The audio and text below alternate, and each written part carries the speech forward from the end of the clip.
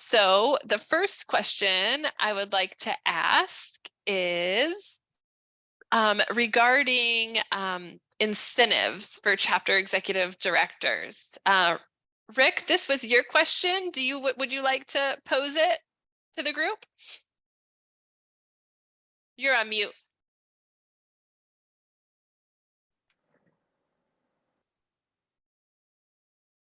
That's not fair. I was spending a lot of time updating my name, and then you asked me a question.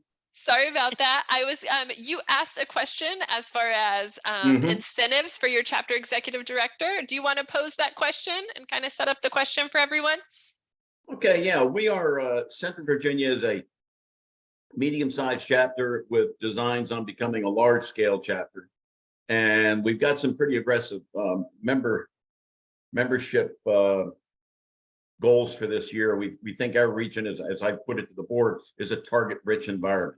So we put some plans in place, and we hired a new executive director last year. Who's really anxious to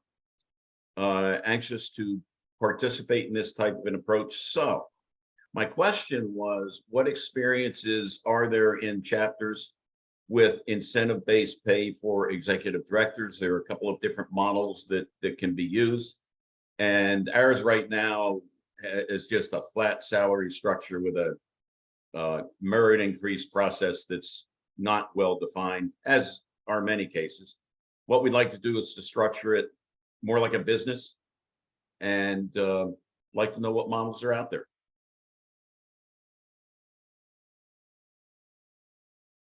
Anyone have a model that you're using? Andrea, you came off mute. Yeah, we don't do any incentive pay like that. We do annual bonuses based on performance, how we did over budget, and that goes to the entire staff, and the executive director helps delineate that to the staff that they manage. The board chooses the executive director's amount. I believe we have a format for the year end that it is 20% of the net income earned for the entire year. And that is divided between the executive director and the staff. But we don't do it on a per project basis or membership increase basis or anything like that. Is that bonus paid?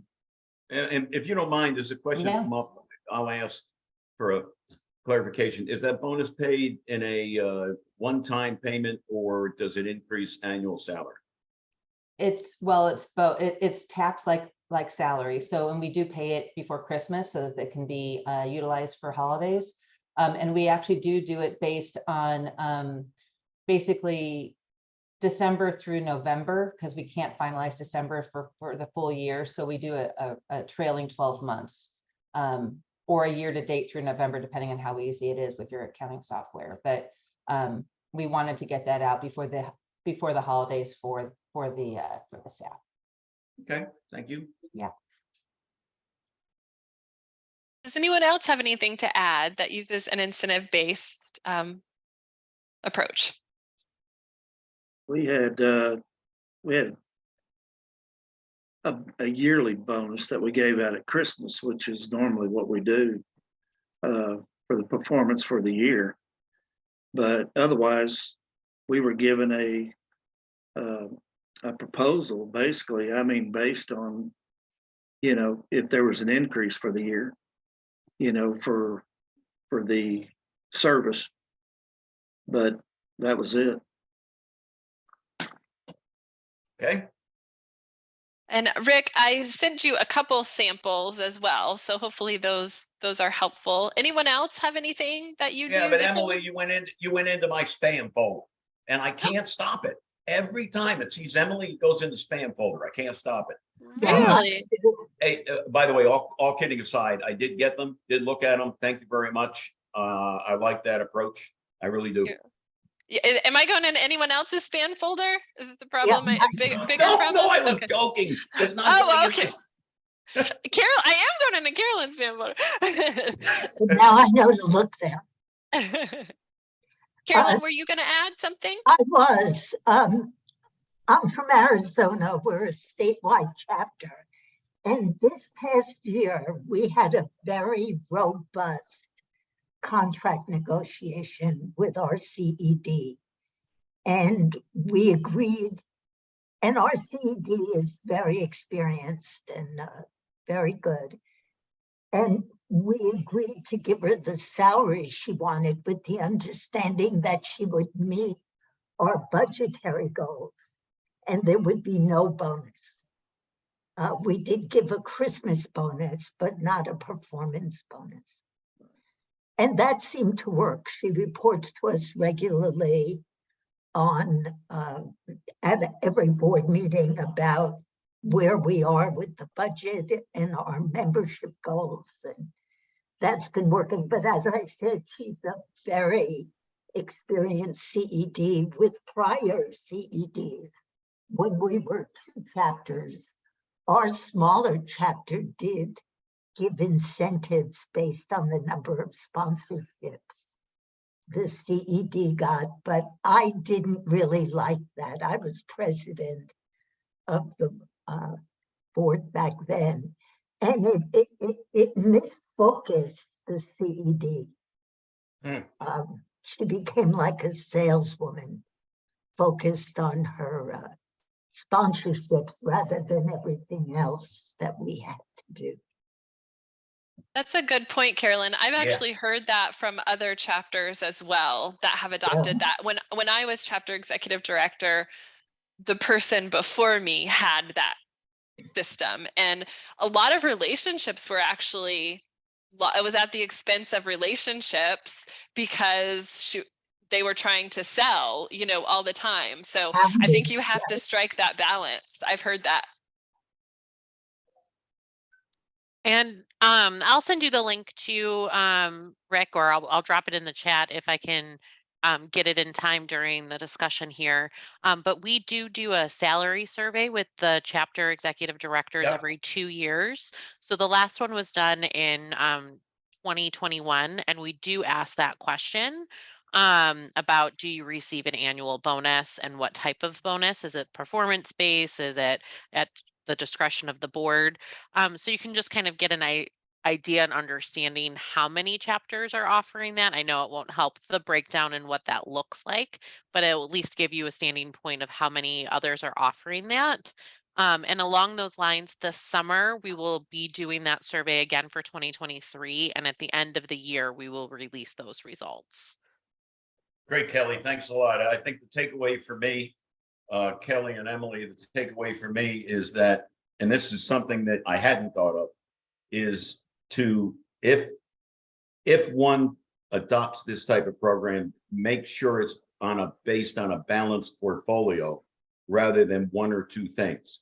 And that's going to enter into our thinking a lot. So thank you very much.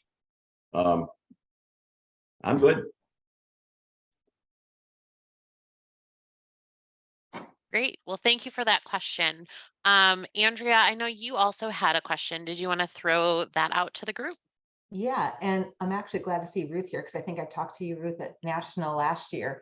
It's about board meeting minutes. And is it true? Or maybe it was Tony, maybe it was Keystone. Do you guys have, anyway, I'm asking about, who does your meeting minutes? Do you post them? And how do you keep them consistent year over year when your secretary changes year over year? We're finally getting to a website where we can have membership login, and then we can post our board minutes and basic financials on there. And I want to make sure that they're consistent and don't have too much information. So that's my question.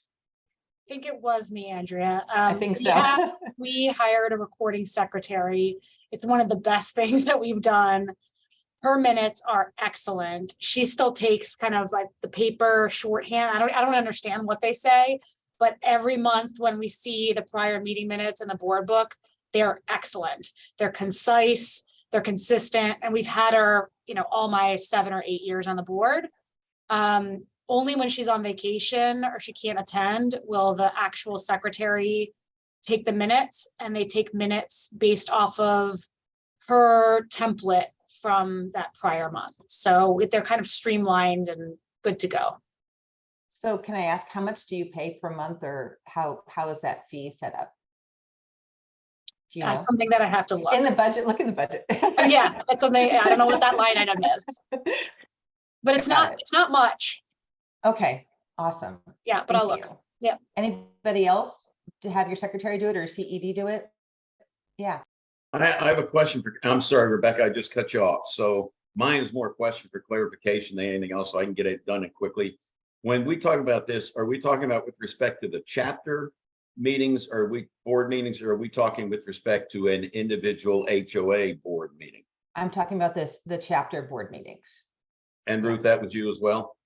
Correct. Yeah. Okay. Our board meetings have a recording secretary.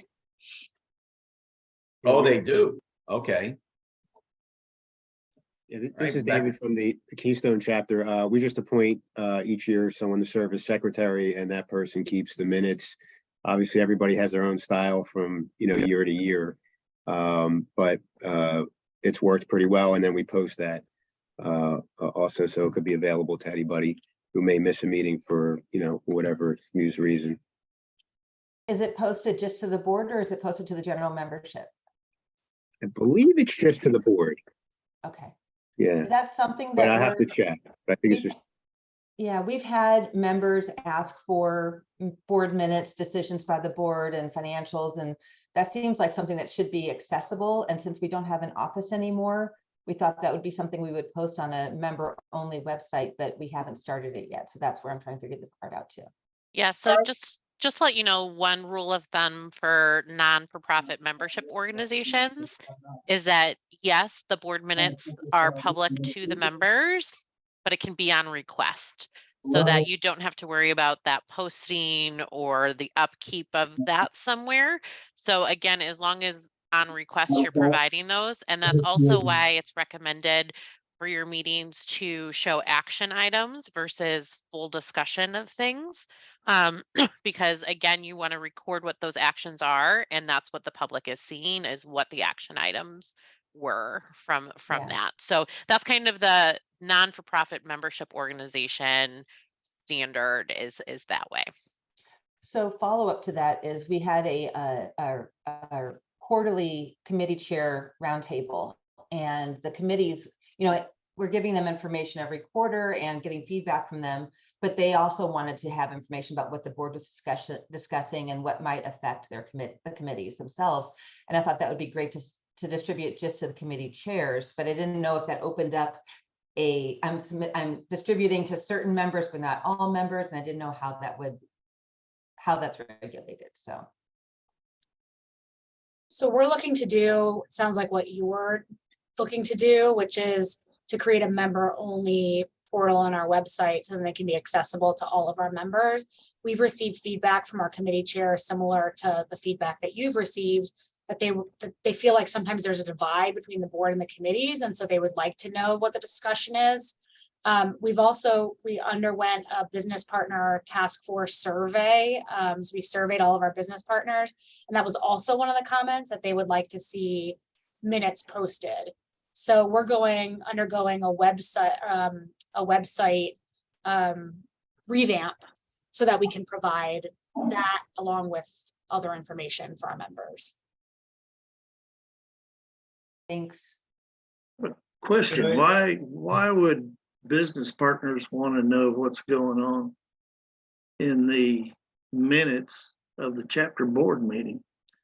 I mean, I'm a business partner. That's why I'm asking. Yeah. I don't think there's really anything in our meetings that I would find, interesting at all. I mean, it's not like we're awarding contracts to anybody or doing anything else. And especially our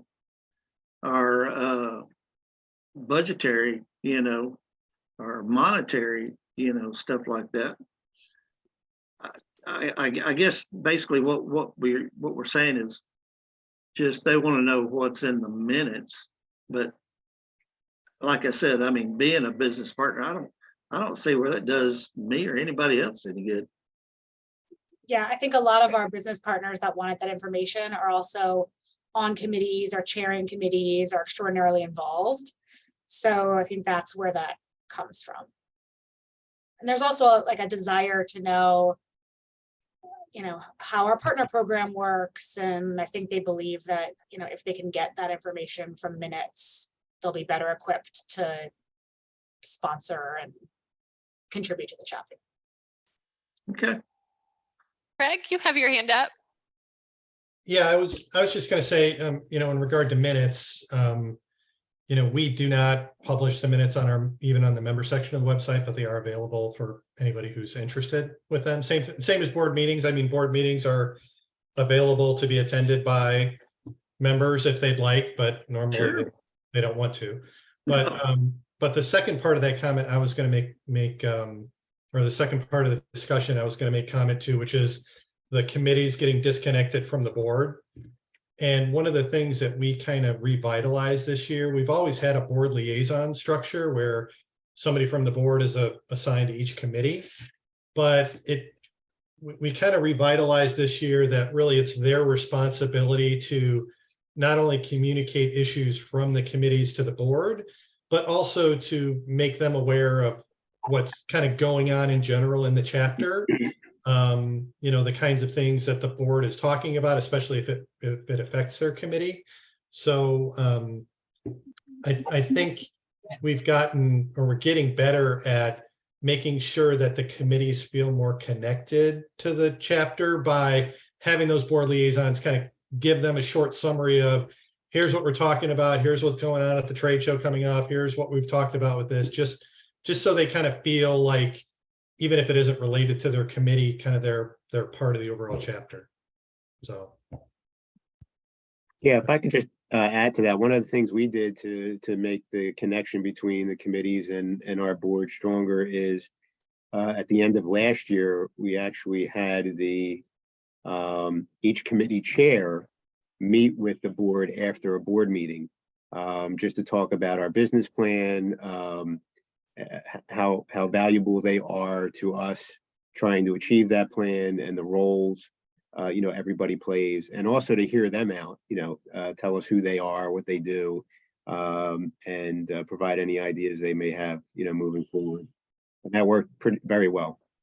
Yeah, to jump on that, a couple of chapters I know when they're right before they do strategic planning, a lot of them are now starting to have meetings with the committee chairs of, what are you guys wanting for next year? What challenges have you had this year? Is there anything different budget wise that you're requesting, and things like that, and trying to also then work any of that into both budgeting and strategic planning of those. So yeah, anytime you can include those committee chairs and getting some more of that feedback, I think is very beneficial for you all to make those plans.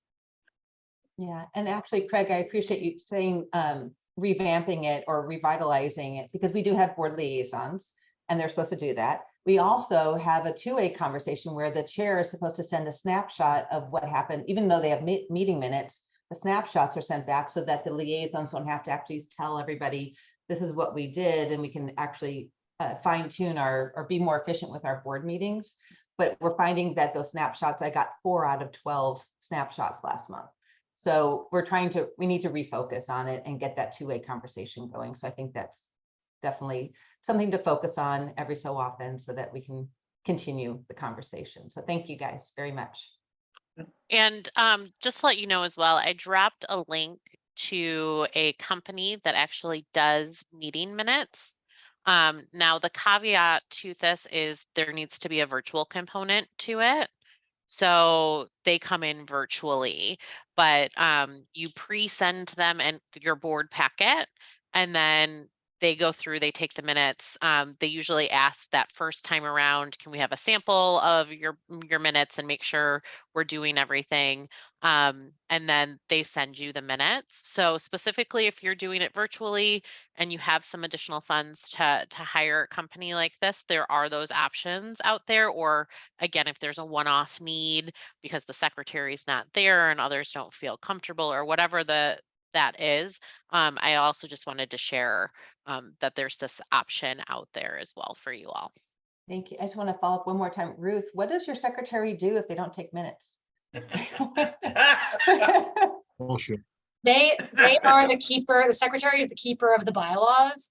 So they kind of are our parliamentarians. If they tell us when we can and can't go into executive session, removal of board members, that's happened. We've got this kind of automatic removal provision that comes up every so often when people miss meetings. So things like that. Wow, that's some power. I have a question. Do y'all not have your committee heads up to talk about events and stuff at all of your luncheons and breakfast? And I have them up every time that we have a meeting, you know, with members. So they talk about all that stuff, you know, let everybody know what's going on and what's in the future and that type of stuff. I just didn't know if everybody else did that or not. Awesome. That's a good idea too, to keep everyone informed. One of the things too, I think is important is that committees communicate with each other too. Sure. Does anyone have a process of how that happens? Because a lot of times, like the marketing and communications committee might be related to events and things like that. So does anyone have a process for that? Yeah, Yeah, go ahead. we have a quarterly chair vice chair meeting. So all of the chairs and vice chairs get together to collaborate and coordinate. And actually our communication committee even just went a step further and assigned individuals committees that they are now going to be sitting in on, so that the communication knows that they always have something, they always know what's going on in every other committee. That's a bit much, but you know, let them do it if they want to do it. More hands on deck. Yeah, I know that each of our committees have their individual meetings with all their committee members, but I don't know that we've actually had one with all the committees together at one time. Yeah, it's great because we basically everybody kind of does their own report to tell everybody what's happening, and then involved in that, then everybody else can kind of say, oh, well, I could take over that component, or oh, that actually would be really helpful for us to know. So it's been really good. We started it last year. Okay, good idea. We have a. No,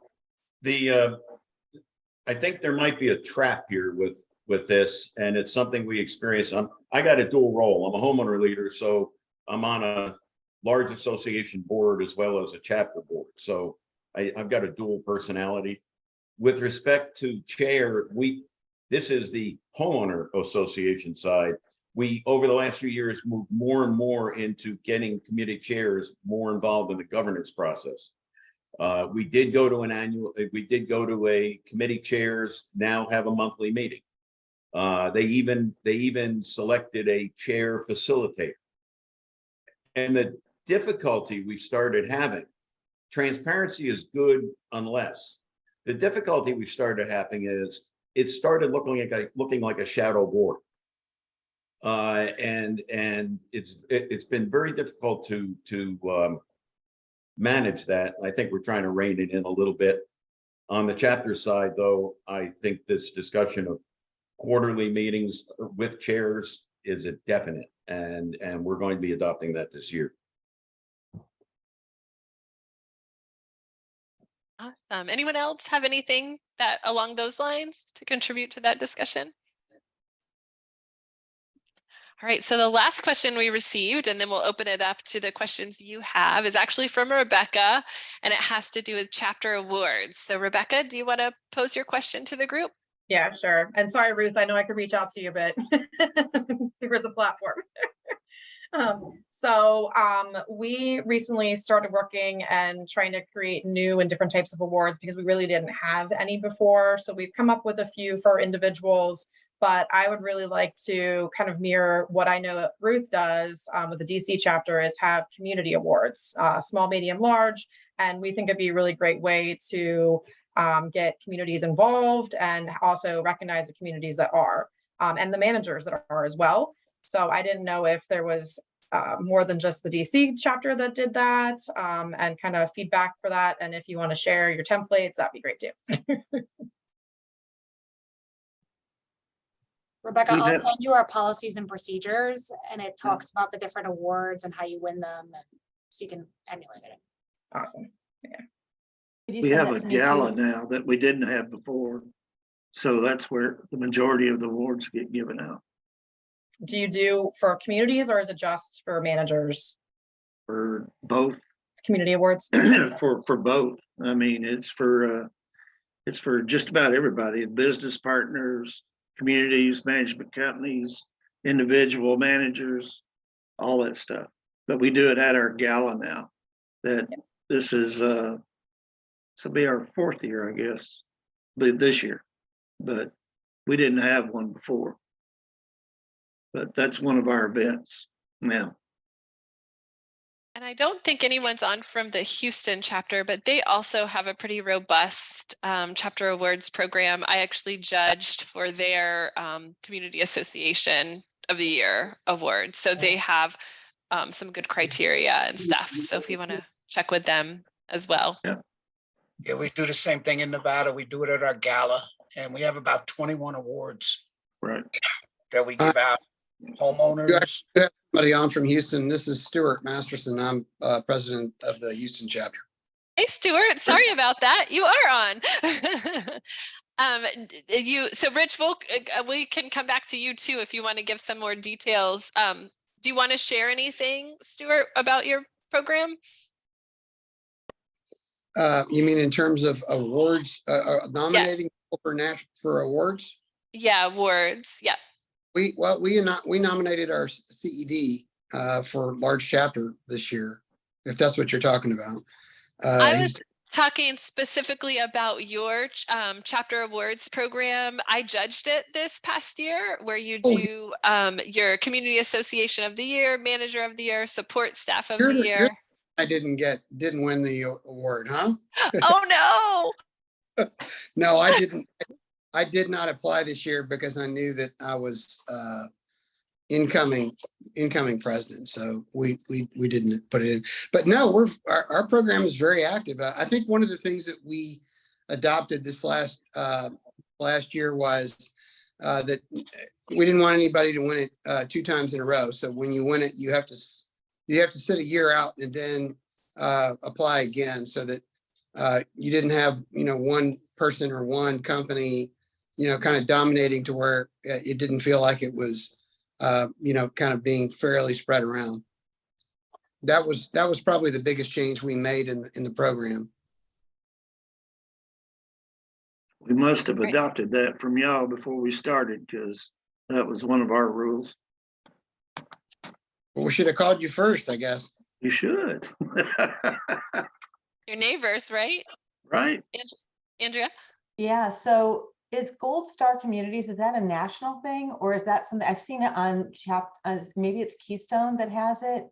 But I thought, they have criteria to be a Gold Star community, and you continue that year over year after year.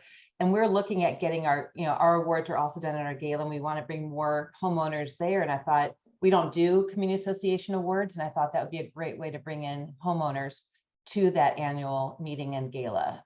So I would definitely, anybody that is willing to put it on the exchange or send out information about that. I'm assuming it would take a couple of years to get going, because you got to send out the information and then review the next year and everything else, but definitely something we're looking at. So, yeah. I was just gonna say, we do have the Gold Star, awards, and like many on the call, we hand out the awards at the gala. This last year's gala, just a couple months ago, was great. It was a great turnout. I think people were just, dying to get out and see other people and have a good time. Everybody gets dressed up, they look forward to it. But that's when we give out those awards. So I'll look into that and would be happy to share that with you. Great, thank you. And Rich, I'm so sorry if we cut you off. Do you have anything to add about your awards too? We do over 20 at the gala, and it ranges from, managers, business partners. Last year, we started a Founders Award for, just overall performance, and everything is done with graded on chapter participation. So we do small associations, large associations, master associations, The managers, we do CCMC of the year, AMC, and PCAM, things like that. And we've been doing it for, God, it's got to be 20 years now, 15, 20 years. And we get a lot of participation at the gala and everything else. And I just wanted to note too, on our chapter executive director call that we had this month, awards were brought up as well. And one of the things that were being discussed was management company outside of the manager, like awards for them. So like someone in accounting, for example, maybe a community's like, this person's fantastic. So kind of outside the regular realm of our membership, but still within our world. So I know that there's a couple chapters that offer that type of award as well, and several chapters who are also looking at trying to implement those types of awards. Again, to get those homeowners involved in putting those recommendations out there for outside of just the manager to take place. So wanted to throw that out there too. If you're looking at your awards and what to offer, that might be something you might want to think about too. Yeah, we do the management company too. We've been doing that on top of the managers, over the managers. And there was one other one I wanted to say. Oh, we do a recruiter of the year for the chapter. We do that too. Every month we have like a little card that goes out for the recruiter of the year. And at the end of the year, all of those people go into a hat, and then we pull out the recruiter of the year. And that's the one that gets the award at the gala. Yeah, and if anyone's thinking about doing that, there's a report that your chapter staff pulls that actually is a recruiter report. So we track all of that information as long as they're inputting that someone recruited them. And I'm also going to do a plug. Currently, we are running a recruiter campaign. I believe it's until a person hits this or April 15th. The first member to recruit 50 new members between January and I believe it's April 15th, we will be providing that person with a complimentary registration at the annual conference, along with hotel room and some travel. So again, we've got information about that if you want to promote that. Currently, no one has won that yet. So that's still open out there. So the first person to reach 50 new members gets that. I wanted to say that your report's actually been really helpful because we then further analyzed it because we wanted to know who they were recruiting. So we were able to dive in to figure out, and it was other managers and it was business partners. So That's great. Well, that's great to hear. Thanks, Rebecca. All right, Emily, was there any other questions? That's all that I received. I did want to say I just dropped the information about the recruiter community and the contest in the chat, so you have that. So does anyone else? We'll open it up now to any questions or thoughts anyone has. We'll open the floor. Rick, go ahead.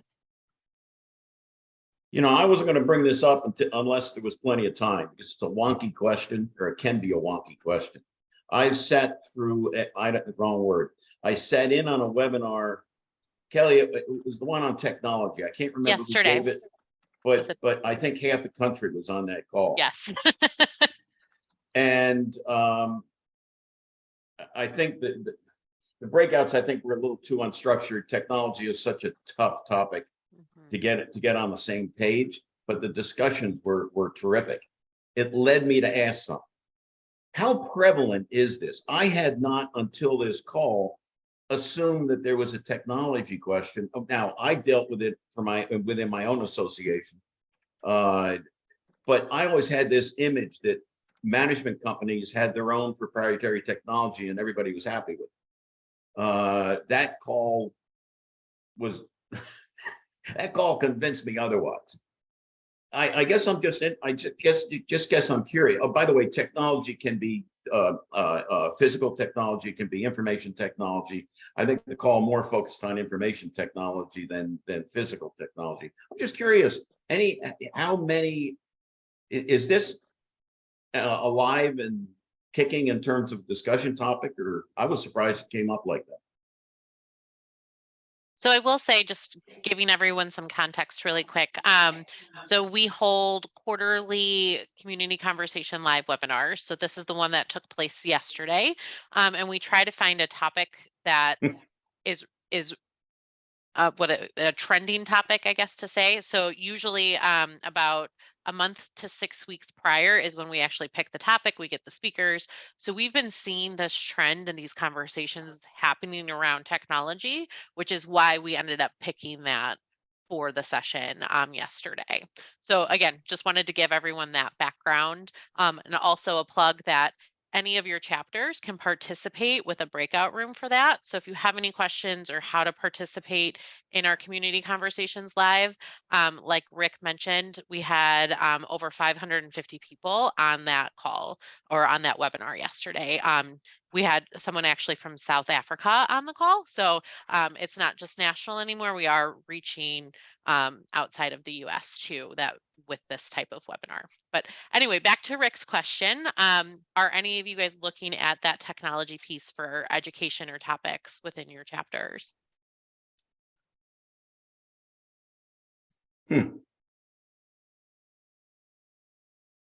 Okay, I guess. Well, I was going to say, we just, at our breakfast just this past Wednesday, we had a speaker come in and talk all about technology in the industry, and a lot of it relating to specifically to associations, you know, and the technology they can take advantage of.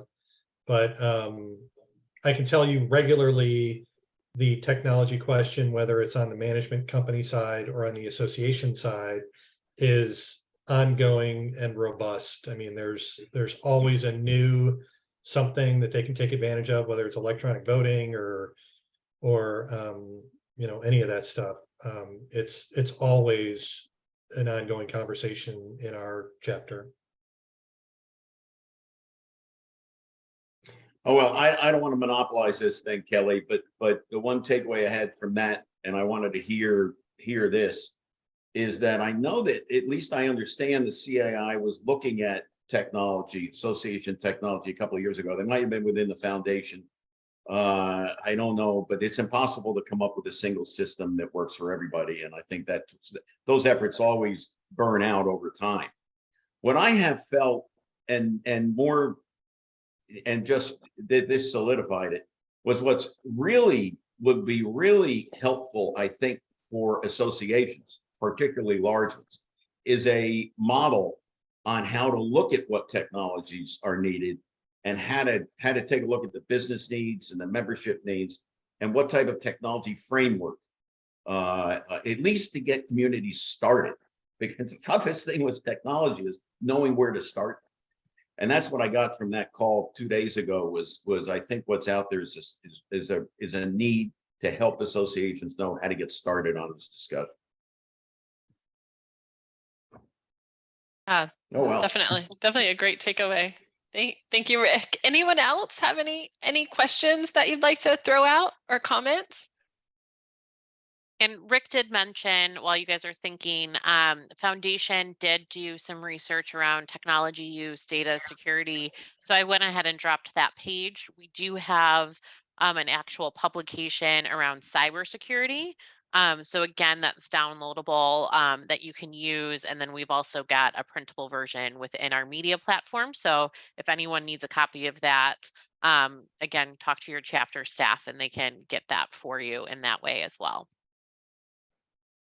And it looks like there also is a technology task force within the foundation. I just saw that looking up, so that's great to know too. All right, I do want to remind you all that we did extend the deadline for CED of the Year and Rising Star submissions. They're due tomorrow. We had some stress that everything was due at the same time as far as recertification and chapter awards, so we're spreading that out a little bit. So all the chapter awards are due tomorrow, as well as CED of the Year and Rising Star. So if you have any questions about those awards, you can email me directly. I'll put my email address in the chat. But are there any questions about those as we're together? Right. No. Any other? I just want to share some good news with you all. So as you know, this is our 50th anniversary taking place this year. So we will be celebrating all year round. I know some of your chapters have made some videos for us to use. So thank you for that. If you haven't, or you don't know what I'm talking about, please reach out to Emily as well, because we want to be able to highlight all of our chapters throughout the year.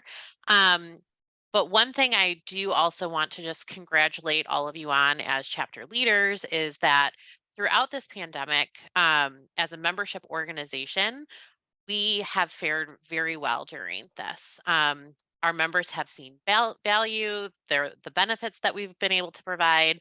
All of you have been able to pivot. I know we all love that word, right? Very quickly and make that happen. And this month we have reached over 44,000 members officially, which is our highest we've ever had for CAI. So it just really shows the impact that our organization has on our communities and this industry. So thank you all for everything that you are doing, because without your support locally, we wouldn't have been able to help sustain this at the national or international level. So I just want to thank you and share that really good news with you that we saw that growth and that we've hit that mark. While I want to say about 20 to 30% membership organizations did not fare well and lost over 50% of their membership base. So again, just congratulations for everything and the support for this organization. Absolutely. Exciting stuff. And you know where there's going to be a big celebration in Dallas. Joe, are you all ready for us? Are you ready? We're about as ready as we can be. All right. We're hoping All we right. don't have another major ice storm like we had down here, but Yeah. yeah, we're finally thawed out from that. But that was kind of crazy. Yeah, I Yeah, saw some that is- pictures from your CEDs. Jose and then also James had sent some of the trees in their front yard. Hopefully they didn't end up breaking from the Well, ice storm.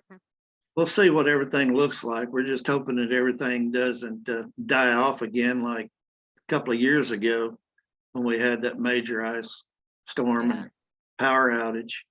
But we've had a couple this year already where we got down, below 7 degrees and they lasted for a few days. And we're waiting to see what it's going to look like. We're hoping to bud out and be pretty when y'all come.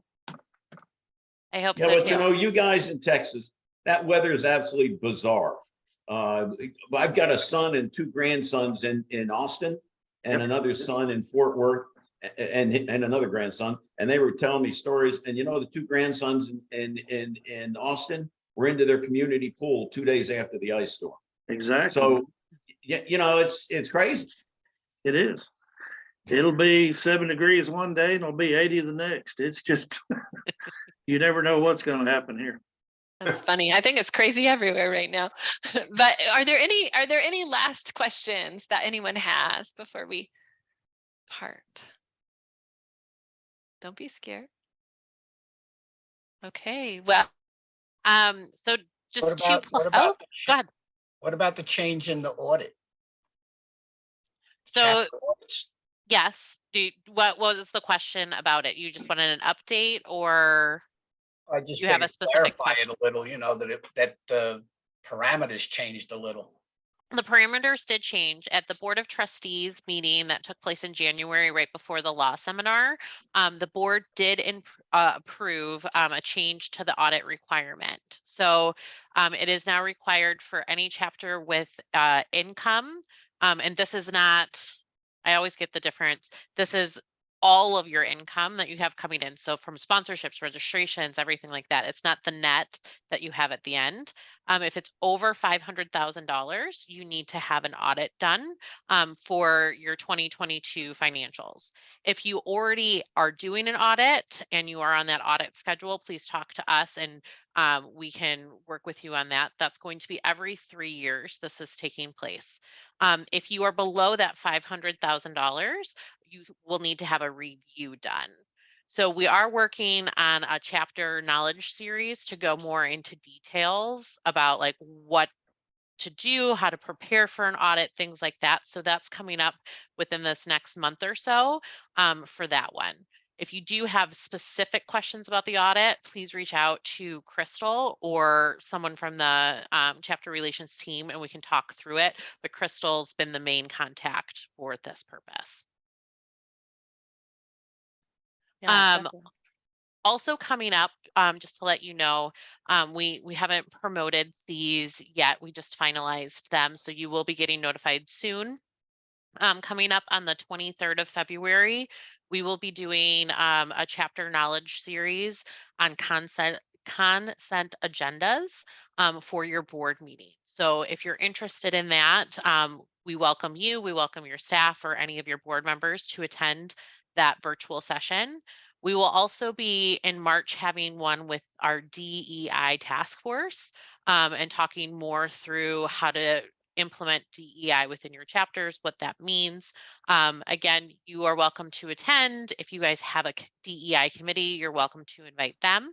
Also in March, we will be having a chapter membership chair sharing session. So very similar to this session, but we would like to invite the chapter membership committee chairs to that and just share trends, challenges that they're having, if there's any ideas or something that's been very successful that other chapters might use.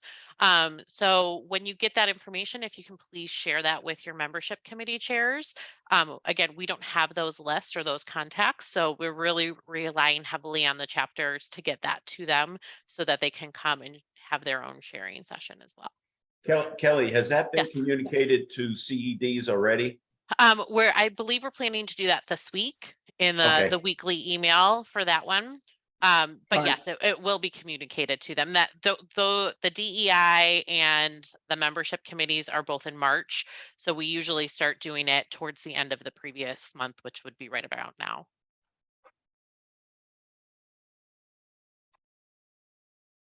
Okay, any other questions? All right. Okay, well, we'll give you guys a little bit back into your day. Thank you guys for joining us today. Again, if you need anything, please let us know. Again, look out for those exchange emails. You should be getting one every week. If you're not, please let us know so we can check the settings and see what's happening there. All right. Okay. You guys have a great afternoon. Bye, everyone. Have Thank a great you. day. Bye. Take care. Yeah.